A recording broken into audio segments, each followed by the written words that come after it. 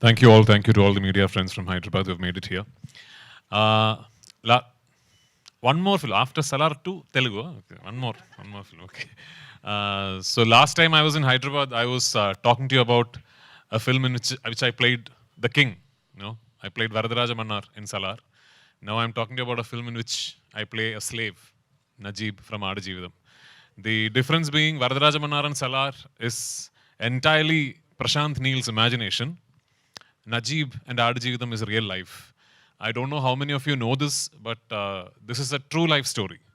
Najib is alive and well amongst us today, and the book was written from his first person account of what he went through, uh, the ordeal he had to suffer in the early 90s when he went to the Gulf in search of a better life. The book was written by Benny Amin. In 2008, it was published. And immediately it became a smash hit. Like all over Kerala, people were talking only about that one book.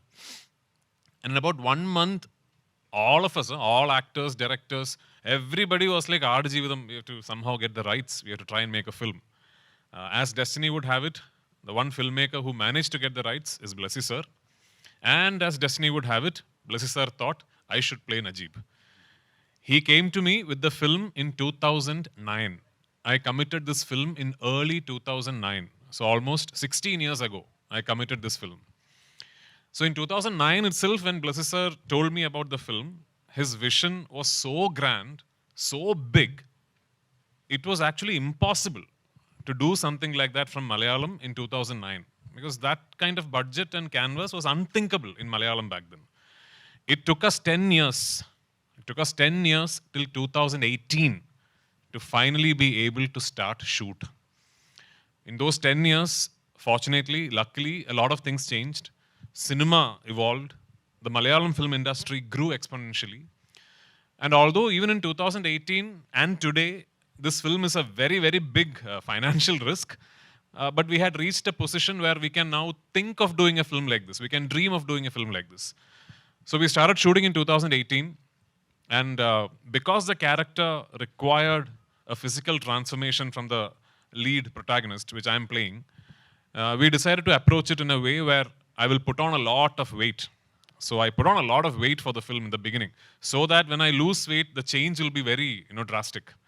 So in the love song and all, you'll see very fat. No, I'm so I put on a lot of weight, and we shot the Kerala portions. And in 2019 beginning, we went to Jordan, Wadiram, and we shot the first desert schedule.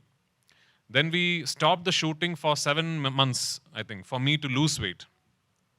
So my goal was to try and lose as much weight as I can. And I don't know, I think I tried so hard that I ended up losing 31 kilos for the film. And early 2020, we went back to Jordan now to shoot the thin portions. And we started shooting. A few days later, COVID-19 struck and the entire world was shut down. We had to stop shooting. Not only did we have to stop shooting, for almost 3 months, our entire crew was stuck in the desert, not shooting, not doing anything, not able to come back. Almost 3 months later, we got a Vande Bharat flight, a repatriation flight back to India, and we came. When we came back to India at that time, Blessy sir and me, we had no idea if we will ever be able to shoot this film again, because nobody knew what the other side of the pandemic was. Thankfully, 1.5 years later, we got to regroup. Then we went to Algeria, in the middle of the Sahara Desert. We went to a place called Timimoun, and from Timimoun, you have to drive a bit into the desert to reach our shooting location. I don't think any film crew has ever been there, and I don't think it is going to be easily possible also, because it will need one madman like this to actually take a 120-member crew and go to some place like that. It's like right in the middle of the Sahara Desert. So we shot one big schedule there in Algeria. Then we came back to Jordan, and we finished what we could not finish in 2020. Finally, we came back to Kerala, and in 2022, we finished some patchwork of the film, and in 2022, finally, the journey that started in 2008, at least the principal photography came to an end. Then it was 1.5 years of post-production. We were very, very keen that this will be a zero compromise film. That we were very sure that not one frame of the film will go through any form of compromise. So the post-production was a very, very diligent process. So 1.5 years later, here we are, 2024. Finally, the film is ready for the world to see what we have created. So making the film is one part of it. Getting the film to the audience is an equally important another part of it.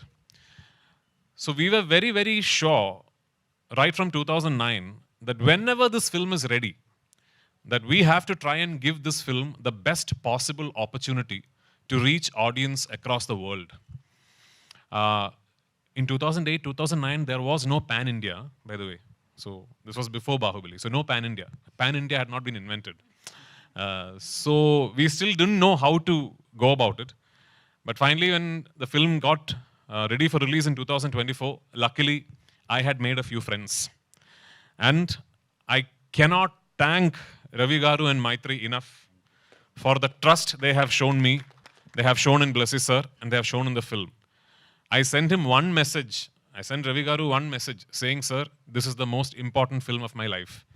And he said, it is done, sir. That is all Ravi Garu said. So thank you, Mythri. Thank you, Ravi Garu. Thank you, Shashi Garu. And to all involved in Mythri. Because it is very important that when a film like this is made, which is a passion project for pretty much an entire industry, that we try and get the best, we try and get the market leaders in every region to present the film.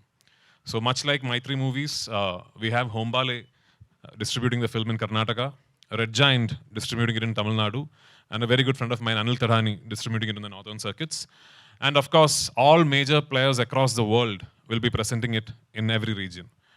That is the best we can do.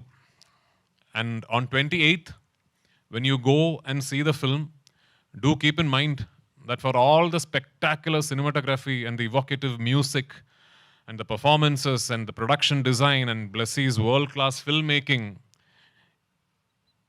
beyond all that, every moment you see on screen is a life that someone actually lived.